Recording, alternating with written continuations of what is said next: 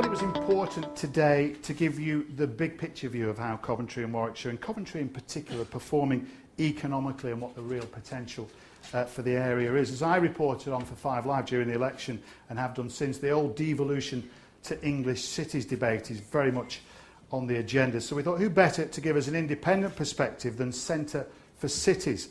And of course we were due to have, you may have seen their CEO Alexandra Jones, but unfortunately family issues have intervened and she's had to send her apologies. So who else better to step into the breach than Andrew Carter, who's the acting CEO and Director of Policy and Research. Ladies and gentlemen, Andrew Carter.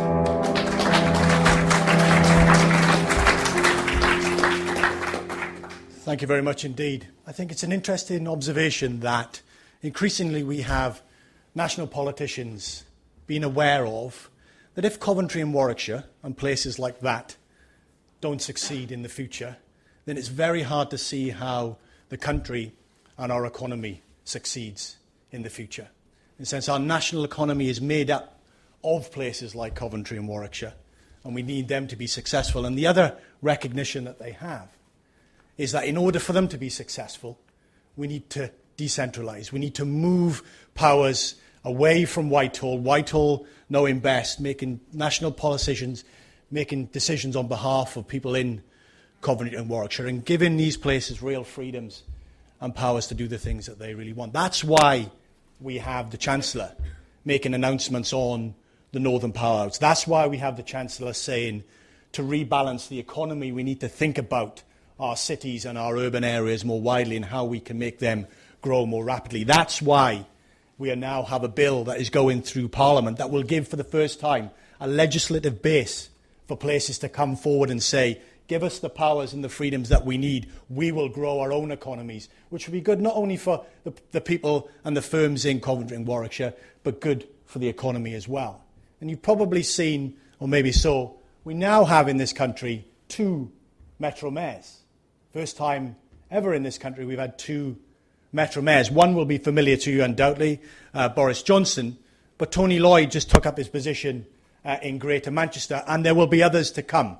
And there's kind of questions around that. I think devolution and cities and growth is probably the number one domestic issue for the Conservative government over the next 5 years. There'll be bigger issues around Europe and elsewhere, but domestically, thinking about the economy, how we drive productivity is core to what this government is concerned about, and our cities are core to that agenda. So if we move on to the next slide. So carry on this historical theme that we've all heard.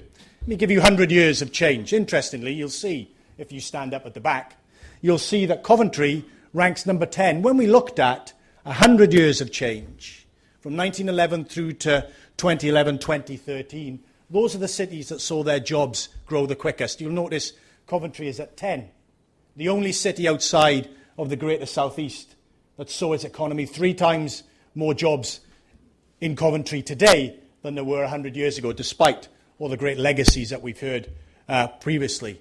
3 times larger. Interesting to give you a bit of perspective. In Manchester, that job space is still 4% smaller than it was 100 years ago. So thinking about over that 100-year period, significant progress and change to expand on. So let's take 100 years down to 10. Next slide. 10 years gives you similar numbers. On the left, your left, you see jobs. Again, Coventry at number 7 in the top 10. Nearly 12,000 more jobs today or in 2013 than there were a decade ago. Nearly 9% public growth. And similarly, we will look at the firm base.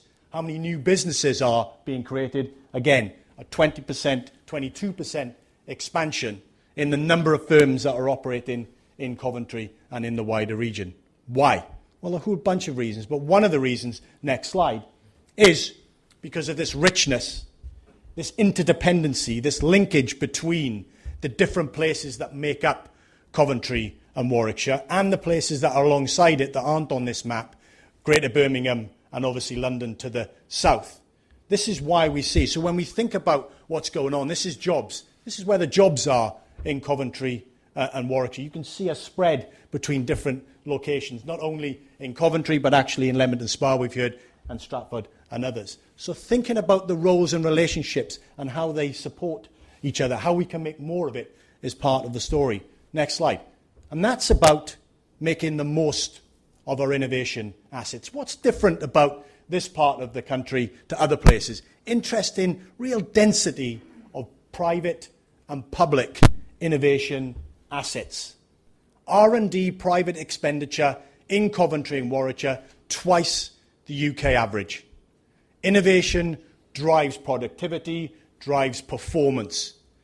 Every job in the innovation sector drives 6 other jobs in the wider economy. And they're not only low-skill jobs, they're the lawyers, the accountants, the IP people. Those are the jobs that are created on the back of the innovation sector. So thinking about how we make the most of the innovation sector, the innovation assets, is the story.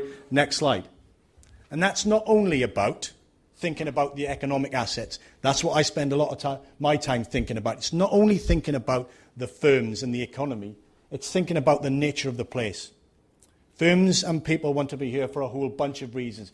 Making the place work for them, where they school their children, where they live, the amenities on offer. It's not just the economy, it's the physical quality of the place. And then it's the networking assets. It's not leaving the interactions to chance. It's not leaving JLR to find the suppliers that they want. It's helping them find the suppliers that they want. It's not just leaving Coventry University or Warwick University to go out and find the opportunities to work with others. It's helping them do that. You've been doing that for a while. We need to do much, much more of that. It's people, it's firms, and it's place. And if we go back to where we started, what tells us about 100 years of success? What tells us about those cities that were successful from 1911 to 2013, and I guarantee into the future? It's the stock and flow of knowledge in their place. Their ability to use the knowledge and the ideas that are generated to drive the next innovation, the next invention, the next lot of jobs. And that's the real opportunity, I think, for a place like Coventry and Warwickshire. Thank you very much. Ladies and gentlemen, Andrew Carter.